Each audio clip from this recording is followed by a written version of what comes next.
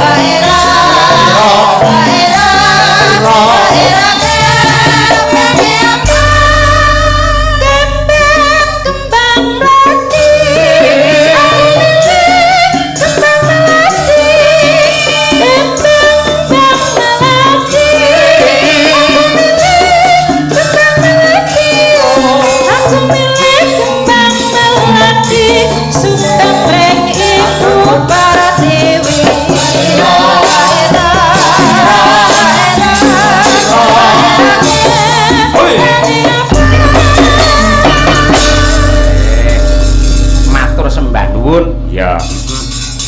Lah, delalah iki disusul karo anakmu wedok. Sapa? Ya kuwi genduk Sophia sing lagi viral-virale neng nggen YouTube. Mosok neng medsos. Neng nggen Facebook barang ya lagi bocah iki lagi terkenal. Ya, bocah ngendi engko ditakoni men mau menggah panggung luwih dhisik. Ya, ya ku tak tang dang. Yo Sophie coba kaya apa? Ngadeka cah yo. Yo.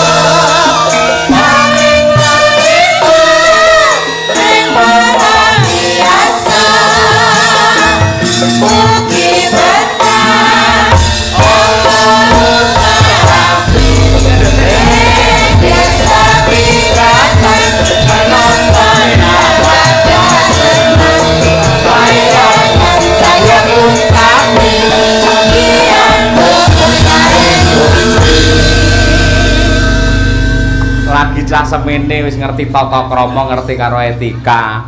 Pak Dalang ora ngerti yen arep ngejak salaman parandine dinteni. Luar biasa. Assalamualaikum warahmatullahi wabarakatuh. Waalaikumsalam warahmatullahi wabarakatuh. Sugeng dalu Pak Dalang. Sugeng dalu Nduk Cahayu. Nggih. Sugeng dalu presiden sing cantik-cantik. Nggih. Aja keri. Sugeng dalu Pak Ismani sing nanggap kuwi. Ayo. Sugeng dalu Pak Ismani. Nggih. Sugeng dalu sedaya para penonton ngono. Sugeng dalu Sedaya para penonton. sedaya para penonton. Nduk, penonton dudu penanton, nggih. Dibaleni. Sugeng dalu para penonton li nyauri mendinggo kompak. Ayo. Ya, Nduk. Sugeng dalu para penonton. Ayo baleni sing seru, ayo sing tegas, ayo. Yo. Sugeng dalu para Ayo bocah. Daleme ngendi daleme sampean? Men pirsa piyayi kene? Selang Plosolor. Poso lor. Mimi sik. Ayo, deh. Mimi, Nduk, rapopo. Suarane mboten serak. Mboten. Poso to niki jenengan? Poso? Mboten. Oh, nggih. Nama lengkap sinten, Cahayu? Sofiana Putri Soraya. Sapa? Sofiana Putri Soraya. Oh, kae to sing penjual online kae to. Boten. Lha jare Sophie COD ora. Senes. Nggih. Sophia sinten? Sofiana Putri Soraya. Kelas pinten Cahayu? Kelas kalih MI. MI. Apakah Nggih. kepanjangan dari MI? Boten ngertos. Wah, kertas. Ayo, mboten napa-napa. Sementing lak sekolah ya, Nduk ya. Nggih, luar biasa. Ngaturke selamat kagem mempelai berdua. Saged mboten? Nggih. Lek mboten saged, kula ajari sampean nirokne nggih. Nggih. Katur dumateng temanten kekalih. Ndang rono madhep rono. Nggih. Nah, nggih. Katur temanten kekalih. Ayo. Sora. Mboten ya wis. Ya wis aja dipaksa. Nembang nggih, Nduk nggih? Nggih. Nah, nggih. Badhe nembang napa? Kula badhe bawa pangkorinasa. Langgame kadang tresna. Oh, ngono. Nggih. Oh iya. Nah, apa-apa mbah sing apik coba. Men piyayi kene do pirsa lek jenengan mempunyai suara yang handal dan hebat. Ngono kuwi. Coba pangkorinasa. Nggih. Dan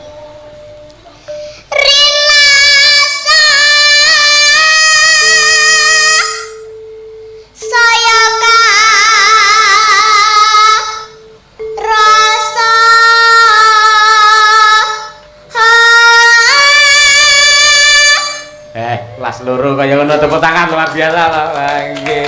Niki teng YouTube penontonnya pun jutaan, Pak. Wingi tumut kula teng Ngawi niku sing nyuwawer niku enten lek entuk 2,5 juta bocah niki nggih. Kira-kira neng kene entuk pira ki engko bakal ya. Nggih. Nggih. Ya Nduk, bacaan Nduk.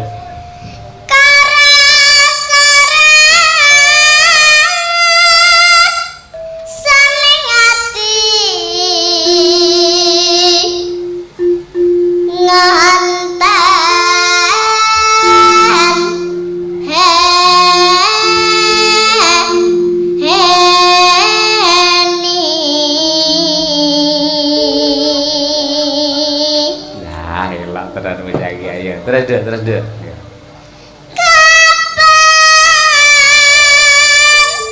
Sumandeng sisemu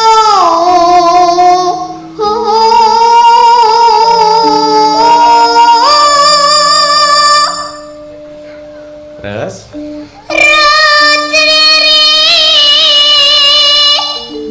nasa rina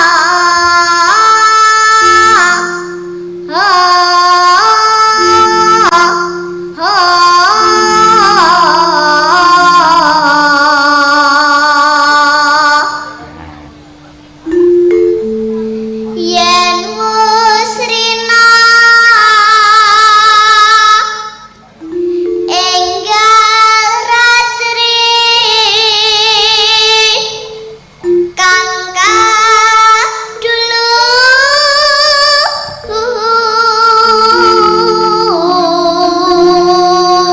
awas nyangel Nduk, hati-hati Nduk. mohon sliramu tanah ya dak tresnani lahir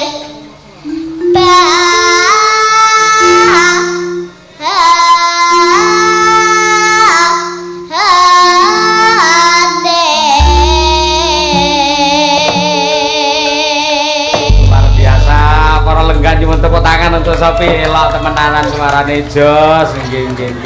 Mbak Nuwun. Malah kabeh caci Nggih, Mbak Nuwun. Besok kanggo sangu sekolah ya.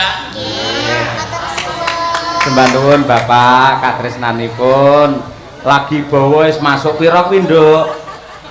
Pinten? Iso hitungan kalih dhuwit mboten? Pinten? 100 100 nggih. Sampe lek nganti jam 7 isuk entuk 2 juta bakal engko. Ayo ora. Coba pamerno saiki langgame apa mau? kadung tresna Kadung Tresna coba kaya apa? Kelas loro MI kaya ngono bergase. Ya. Ya Nduk. lamat wis katon tejani yen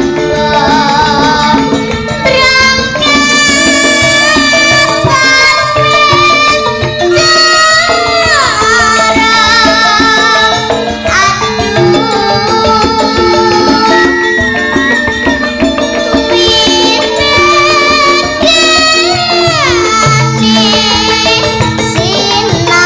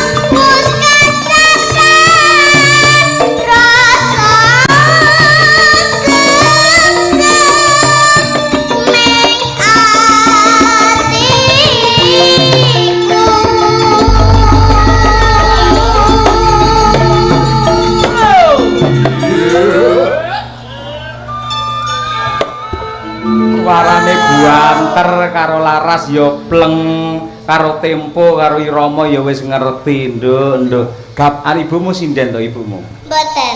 lho Tantene. oh tante Nggih. sinden Nggih. oh nggih lah ibuke napa guru Mboten. lah napa Petani jagung. oh petani jagung nggih nggih bapake mesti sing pengrawit utawi dalang Mboten. lah guru Mboten. lah napa Tukang tukang napa nggih padha kalih ibu disambi mlitur. oh tani disambi apa Mlitur. oh mlitur sampean Mboten. oh lah mlitur napa Lemari kayu napa-napa saged. oh ngoten nggih Griya pun diplitur napa dereng? griya kula Nggih. dereng malah dipangan rayap omah kula niku nggih Hubungi kula mawon. iya siap ya nduk ya weh kaya iso promosine bapake tukang plitur ngono ya niki mbak-mbak niki lak nyinden iki ngangge wedak to pon utawi napa ngoten sampeyan aja kalah kudu ada gebrakan yen wedakan aja ngangge pon ngangge melamin ngono lho saya Jos nggih iya dindakne nduk coba kaya apik ya Pacaane sarwa asli.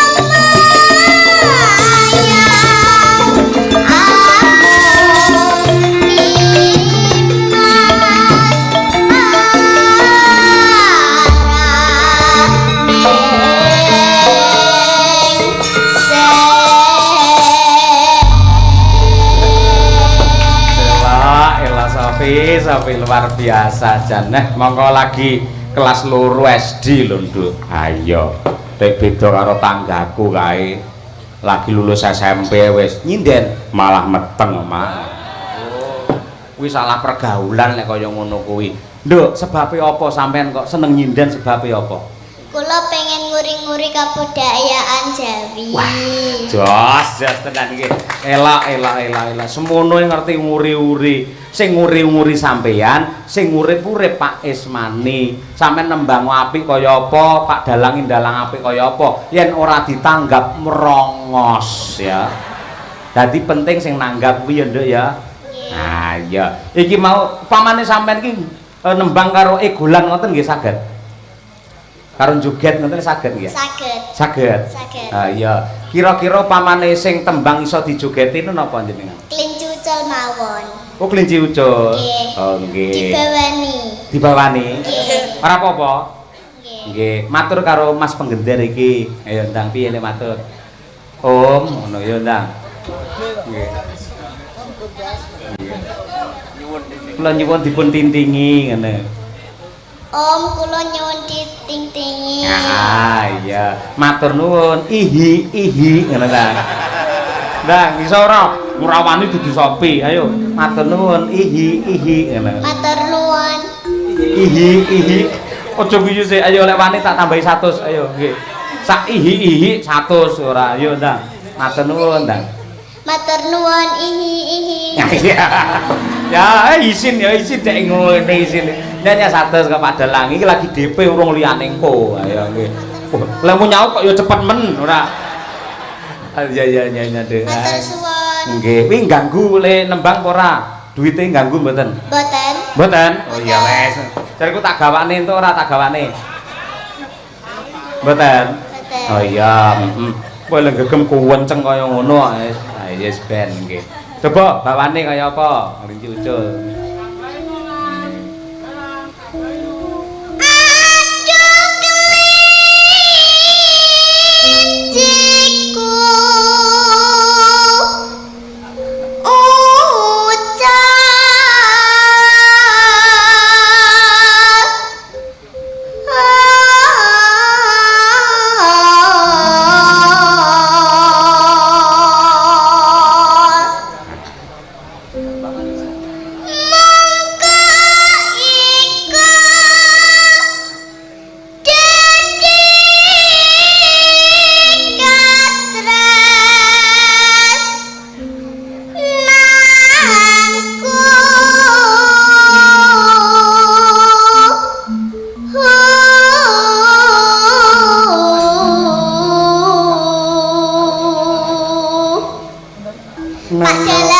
apa, Nduk? Kula badhe parian nggih. Parian. Nggih. Oh, monggo. Piye pariane piye njajal?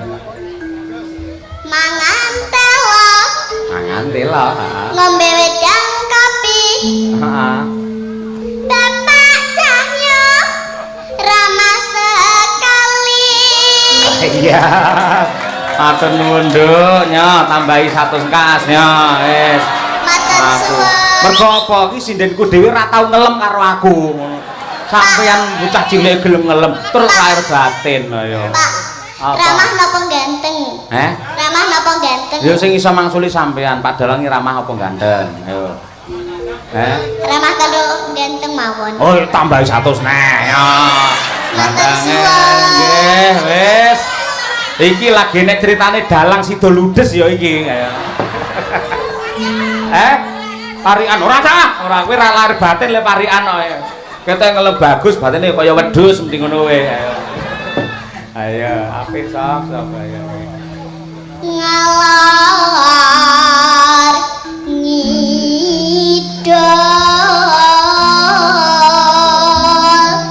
Neno. Ngalor ngidul tepung gelang munggah celek.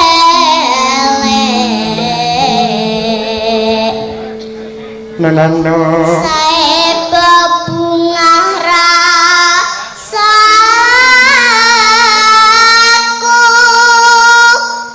yen mulih bakal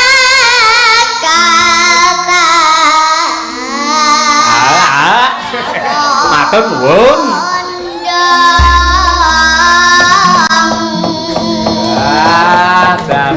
Luar biasa matur nuwun karo Mbak Kakung, matur nuwun Mbak Kakung kae ayo. Matur nuwun Mbah Kangkung. Nggih. Pinter nggih. Wis entuk pira kuwi duwite? Mboten ngertos. Timbang ceblok diadeki kene apa piye nyoke? Mboten. Kok tak ubengne ngene penonton ayo. Mboten. Ah iya ora gelem wae ya. Luar biasa bocah deh kaya ngono. Ayo Sofi. Yo saiki kaya janjimu mau to. Sampeyan kowe bulan lho ya. Nggih. Siap? Nggih. Siap, coba kaya apa? Nggih. Ya. Daterake kelinci ucul Sofi dari Ngawi. Yo. Didangdutne nggih, Pak. Lah didandutne sampean arep piye? Joget. Oh joget. Oh iya, nggih siap nggih. Bocah iki apik men iki.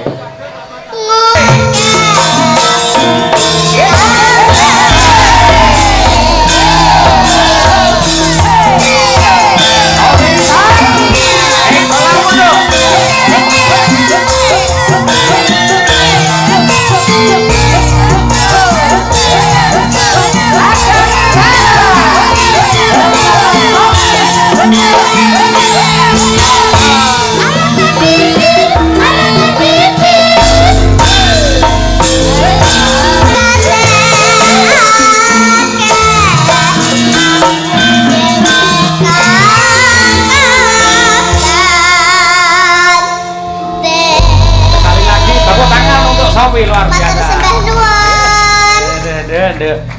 Kapan-kapan dijak Pak Cahyo wayangan terus macak sinden ngene iki iso gelem ora? Gelem. Purun. Purun. Nggih. Engko ben diparingi gelungan kalih Bu Kesi. Duwe gelungan ora? Pun Gadah gelungan. gadah. Engko aja ban Vespa malan. Mboten. Gelungan tenan. Nggih. Cilik apa gedhi ngene iki, Nduk? Gede. Oh, gedhe. Walah, lha engko lek manggo kowe cilik terus gelungane gedhe ngene malan. Mboten? Mboten. Ya. Pun pirsa sing namine Bu Kesi pundi pun pirsa? Pun. Sing pundi Jaja? Sing niki. Oh, nggih. Bu Kesi, ayo paring dawuh. Pemberi iki sik cah semene lho, kelas 2 lho iso kaya ngono pinter golek dhuwit. Ayo ngono elok tenan. Jan, Masya Allah Nduk, Sophia, Rene, madhep rono, madhep penonton. Bapak Ibu, saestu menika lare ajaib niki. Nggih, ajaibe napa? Atase kelas kalih niki sampun ngertos gegendingan tembang Jawa. Niki ngepaske laras niki mboten gampang lho Bapak Ibu. Jenengan sing sepuh-sepuh mawon kadang-kadang kan nembang mawon angel mboten pas. Ning lare niki saged pas teng nada, teng titik laras. teng irama nggih sae. Larene cilik ning pinter, tur ireng manis kaya cilikane Bu Kesi, Nduk. Ora ireng lek iki. Piye? Iki mboten ireng ning coklat kaya plitur. Nduk Sopi? Dalam. Jan sampean luar biasa. Bu Kesi iki mau trenyuh, ngerti ra trenyuh? Trenyuh ngerti ra, Nduk? Betul. Trenyuh kuwi kronto-ronto ngono lho, kudu nangis atase bocah cilik Ode Prono. Atase bocah cilik wis pintere kaya ngene, Nduk Sopi. Pengen dadi sinden kondang tenan. Nggih. Masya Allah, tak dongak-dongakne Nduk, muga-muga sok sampean dadi generasi peneruse Bu Kesi. Amin. Sinden kondang, bayarane larang, lek gak 20 juta aja mangkat, Nduk. Kelarangan malah prai terus minggu dheke. Aja larang-larang bocah semono ki, sing penting belajar ajar kendel ngono kuwi. Sing penting ya belajar apa kuwi ajar kendel. Soyone lek jenengan dadi sinden sing ngerti karo etika tata krama. Tegese wayangi lak sing pemimpine lak dalang to. Nuwun sewu jenengan unu-unu rene terus nuwun sewu Pak Dalang menika artane sedaya kula caos ning jenengan. Saya top ngono kuwi. Purun mboten? Oh ya wis aja nangis ya wis pen-pen. Mboten Nangis kula. Mboten nangis, nggih jos. So kapan-kapan nderek Pak Cahya gelungan ya, Nduk ya. Nggih. Lingguh timpuh ngene iki ya. Nggih. Nggih, terima kasih. Pun saged istirahat. Bu Kesi ada tambahan lagi? Nggih no, aku rong nyangoni kok mau sing maringi sangu kan Pak Cahyo. Saiki sing maringi sangu Bu Kesi. Sampeyan ya purun disangoni Bu Kesi. Mboten pun padha. Ora gelem iki, Pak. Ora gelem. Mboten pun padha cak anu lek matur. Oh iya. Berarti disangoni Bu Kesi ora gelem. Mboten. Tenane lho. Nggih. Loh, kok anakku kayak beda ya? Kok anggere ra disangoni ngono mesti bengok-bengok nesuin Nduk. Lek sampean kok beda, Masya Allah, ibuke pinter lek didik menika. Nggih. Dadi lare menika mboten moto duwiten, senadyan ora nyuwun tak sangoni Nduk Sopi tenan. Nggih. Nya. Nggih, Tondo Trisno, Nduk. Tondo Trisno saka Bu Kesi. Ayo nggih. Nah, kaya Kok tekan sampean nggih tumbas sapa? Ya. Matur suwun Bu Kesi. Sami-sami Mbak Sopi. Besok nderek Pak Cahyo arep Bu Kesi meneh ya. Nggih. Macak ning Nganjuk kono sok bijak ya. Nggih. Ya, nggih matur suwun. Engko nembang Nggih. meneh. Nggih, terima kasih. Istirahat dhisik aja akeh bocah iki man-man lek kakean. Ayo nggih. Saged pinarak Genduk Sofi tetap menjadi generasi yang hebat dan handal berbudaya. Tepuk tangan untuk Sofiana. Luar biasa. Matur nuwun. Ayo. Saya ganti para generasi-generasi sing 18 plus niki ya. Oh salim mriki. Ha nggih. Lek karo Pak Dalang salim ya tangan loro ben sopan, tangan loro. Tangan loro. Saged mboten?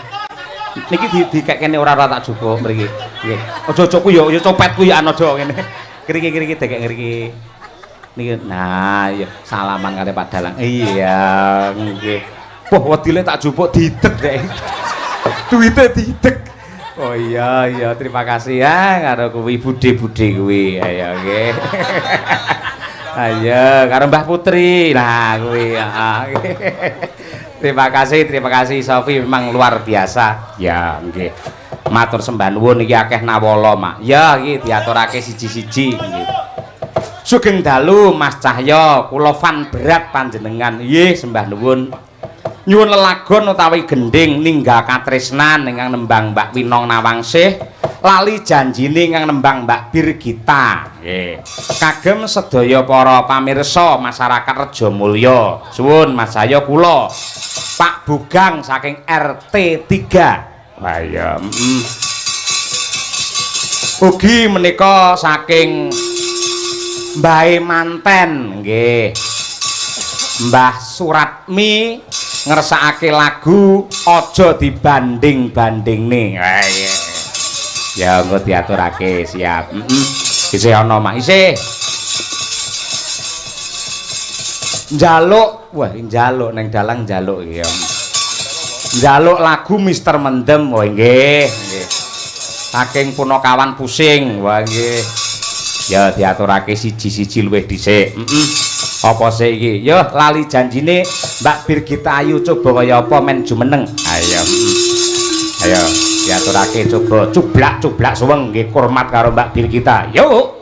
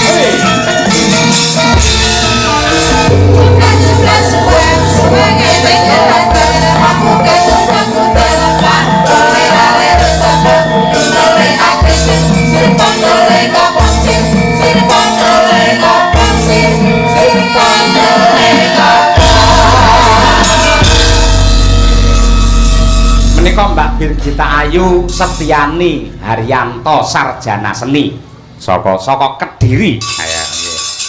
Ayo sugeng dalu Mbak Birgita Ayu. Nggih, sugeng dalu Pak Dalang. Piye sampean mirsani iki mau sepak terjange si Sophia iki mau? Sofi, Pak. Kula niku iri, Pak, kali Sofi, Pak, sakjane, Pak. Iri piye? Lah Sofi mau apa jenenge parian jenengan sawer. Terus barno Sofi bawa jenengan sawer. Kula lho Pak pirang-pirang tahun derek jenengan lho Pak. Bawa derek nate jenengan sawer kula Pak. Tenan Pak saestu nih Pak. Nyoh. 100 to? Nah. Susuk 80 nyoh. 20.000 no Pak. Lho mosok dipadane kaya Sophie jenengan kaya bocah ki bocah ajaib sing tresnane piyayi akeh ngono kuwi. Sesuk aku lek duwe anak Pak. Nol besar tak teloni wayangane jenengan Pak pisan Pak. Lah ngopo? Ya ben jenengan saweri ngoten niku Pak. Lah lho iki pacare gonta-ganti arep duwe anak ora. Kuwi pikiran sik ngono kuwi sampean iki ibarate wadah. Wong wedok iki wadah. Piye carane wadahmu ki resik terus aja nganti gampang diregeti karo nepsu ngono kuwi.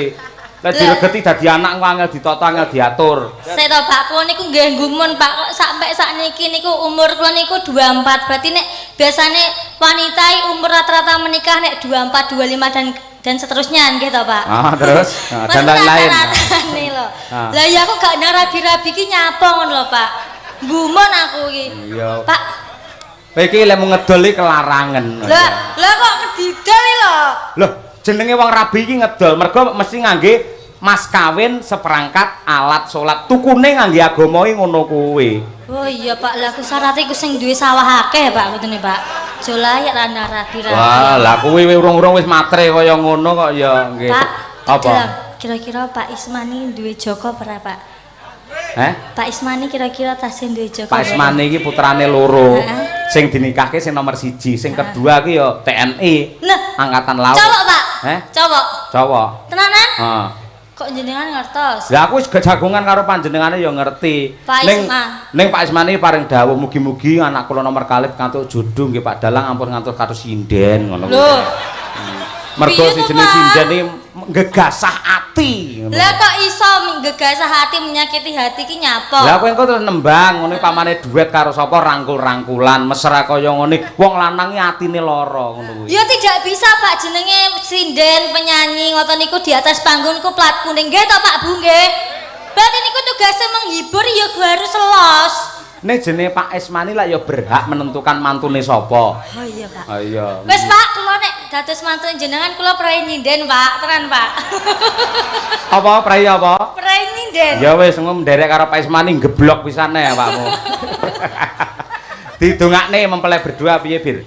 Lah kula niku donga mengke gak mandi, Pak. Hah? Lah kula mengke donga mboten mandi. Ora mandi. Lah piye Pak? Lah aku ya rong tau duwe jodoh, rong tau menikah ngono lho, Pak. Loh. Oh, ngerti Pak, aku iso ndongakne napa? Piye? Bapak Ibu lan keluarga besar Pak Ismani, mugi-mugi kula enggal antuk jodoh nggih Bapak Ibu nggih. Mugi-mugi kula sios dados mantune Pak Ismani nggih Pak Bu nggih. Kowe iki ndongane Pak Ismani mau ndongane awakmu dhewe. Lah ben mandi Pak didongakne wong sakmene mbane. Oh iya. Muga-muga Birgita Ayu ndang entuk jodoh. Amin, amin, amin. Heeh, menungso. Ayo nggih. Lah Pak. Iki lho Nduk Bir ana sing ngersake lali janjine. Iki fan berate jenengan lho iki. Lali janjine Mbak Birgita lho kaya ngene saking Pak Bogang. Pak Bogang, Pak Bogang yang mana? Niku sing Bogang napane Pak? Lho. Sing ora le takoni ora iki. Lah menawane napa? Nah, kuwi Pak Mundut. Arep nakokne apane? Mboten. Kula niku sik mau lho Pak, sing 100 mau lho, sida apa ora? Sing 100 mau lho Pak. Jer basuki mawa biya kowe nembang sik sing apik joget sing bergas, perkara 100 gampang ngono kuwi. Ya wis, nganu wis, parian wis ben entuk DPC mung sopi entuk parian. Ora usah sing parian sing cilik-cilik ae. Ora wis gedhe ki parian apa arep ngenteni dhuwit mengko ae. Sik aku tak tekon penonton parian mboten Bapak Ibu? Mboten. Nggih. Ha iya malah meksa nggih. Dibawani ora Nduk iki janjine iki. Niki lek bawa 100.000 lho Pak. Mbak iki karaku nyoh 100. Ya. Sawangan sesuk amplopmu sudah 100 wisan ayo. Wis lunas lho. Lunas oh iya. Wah salah manajemenku. Ayo wis. Apa bawane? Napa nggih Pak? Wis mau Mas, tenan nggone. Apa ya, Pak? Ya wis, kangenku pangkur neh mawon.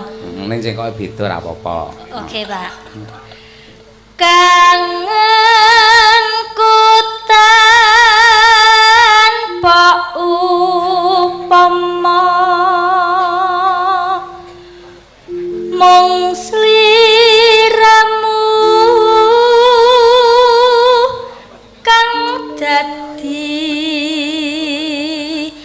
telenging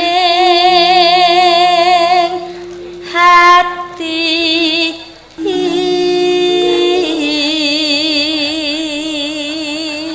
Saya mboten Bapak Ibu. 100 Pak, 100 seneh. 100 seneh. Kowe iki jane sinden apa rampok ora? Lah terus jenengan mau di awal gimana?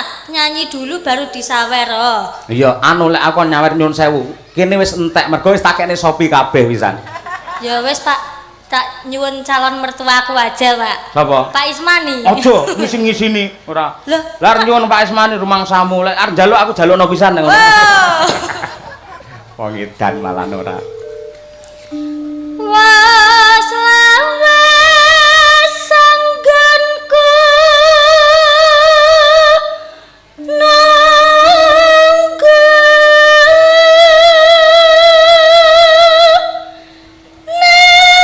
nanging among laledo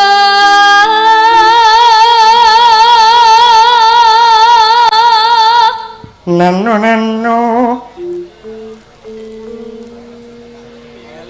ngelingono. Oh, tarik neh 100 kene ora apal no. Piye kuwi ora apal? Aku ae apal lho ora iya. yo nyonyo Pak. Ngene 100 tarik. Ngene iki jenenge kudu ngangge peraturan. Engko lek bener neh tak balekne. Yo. Ayo. Dalang cetil ram gitu Pak Bu. Den. Ngeli. Bener kayak Pak. Ngono yo melu, ayo ngerti dalange cetil lek melu ae lho. Bener penonton kae lho. Ayo. Ayo kowe kapokmu kapan? Butuh Pak. Ayo aku diwangi penonton. Ngono yo melu. Ayo. Ayo. Ayo. Ngesek to Pak, guyu aku. Ngeling ana Nalikane roeng dalu. Ayo. rikala jaman kepungkur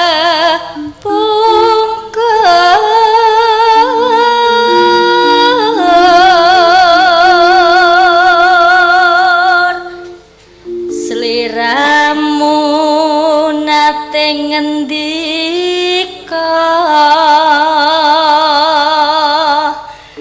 tresna lair terus sing batin.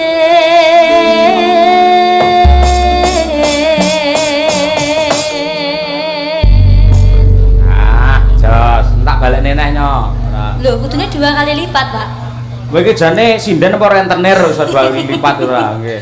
Terima kasih Pak Cahyo. Ya, padha-padha. Ayo nggih. Menika mangke dipun aturaken lali janjine ugi kula aturaken dumateng Bu Lurah Manjung, Barat.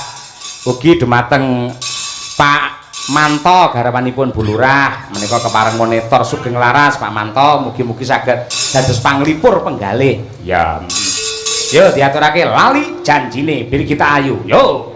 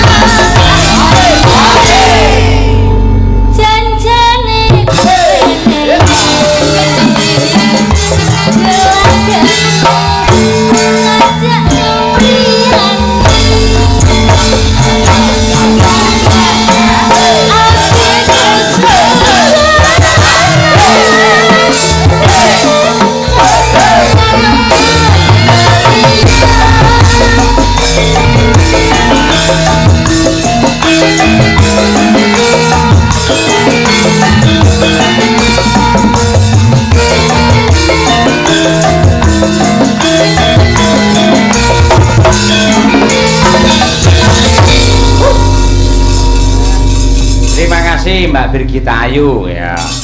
Bali janjine wis katur. Nggih. Kejawi kula aturaken dumateng sedaya para lenggah ingkang kepareng rawuh wonten dalemipun Pak Ismani mriki. Ugi kula aturaken ingkang kepareng monitor mirsani lumantar streaming Kuntadi Channel.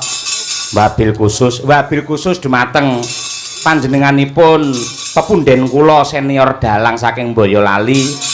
Ki Suryanto Karanggedhe. Wah iya, kepareng monitor nggih, kepareng paring pangestu inggih sembah nuwun Pak Sur.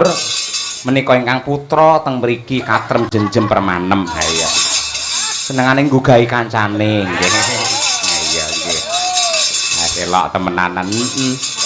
Tabuhane do apik-apik saka trampile iso nyeluki jenenge dhewe. Ha iya. Ha iya. Malah reseng ora-ora nggih. Mbah nuwun, yo Winong Nawangsih coba kaya pecayu tampil loh. Nggih.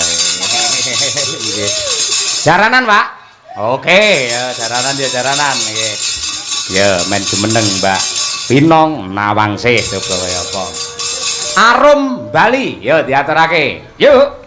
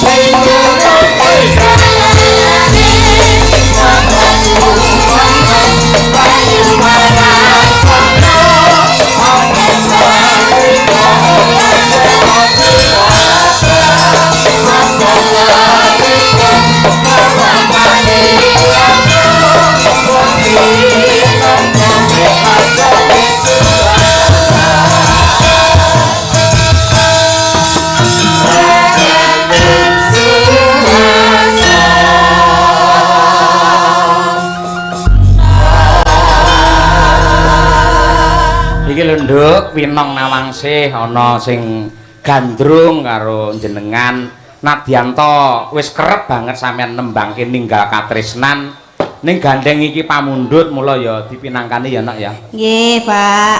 Nggih, dadi duwe ciri khas dhewe-dhewe ya.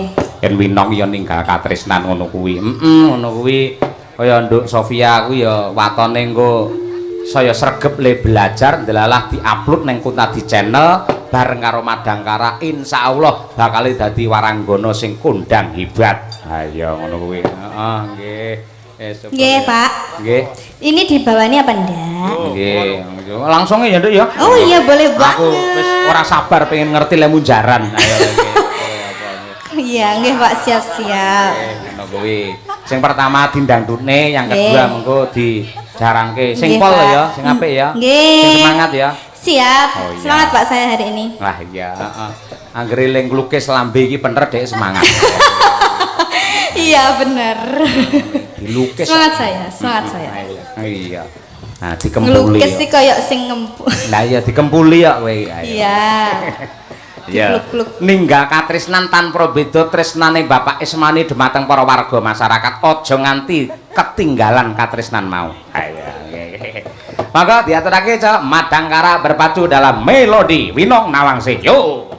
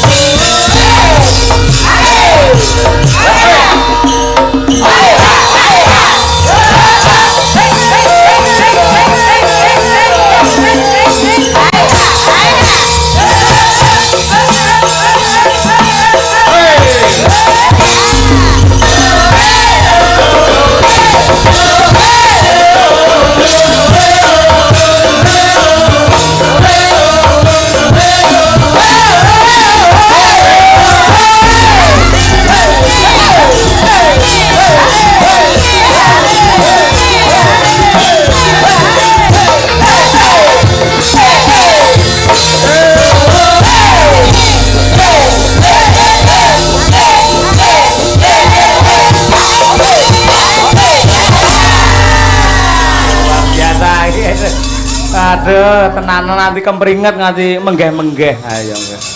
Waduh, nong luar biasa. Udah Pak, Apa? kan wawan Dek Sopi kan parian kan 100. Nah kira-kira nek kula ngantek menggeh-menggeh ngeten iki pinten? Selawe. Ya Allah, tegel tenane Pak Bu. Jenengan beh cuwet lho dalange janan yo. Lah kowe menggeh-menggeh ijen lek menggeh-menggeh golek kanca. Lho. Kuwi sing piye maksudnya Pak? Ora tegese joget bareng karo sapa ngono karo aku apa piye ngono aku ya gelem ngenehi ora. Oh. Dadi kok rampung iki menggeh-menggeh bareng ngono. Oh jenengan nggih jaran. Jenengan dados jaran ngoten. Wah aku jaran lanang kowe jaran wedok ngono. Oh gitu. Besok-besok begitu ya Pak. Tenan loh Pak, tapi saya disawer loh kalau begitu. Ora mung tak sawer kowe. Lah? Apa wae panjalukmu tak turuti. Wah. Waton ora njaluk mudune lintang karo rembulan, mergo lintang saiki padha katresnane dadi lintang asmara ngono wae. Nyo 100. Yeay. Oke. Terima kasih Pak Cahya Kuntadiansal ganteng. Alah, telek. Pambene sinden iki kaya ngono kowe. Ayo. Lek ora disangoni ya ngelok-ngelokne sangone tuh ngelem. Ayo. Wis ben ra apa-apa.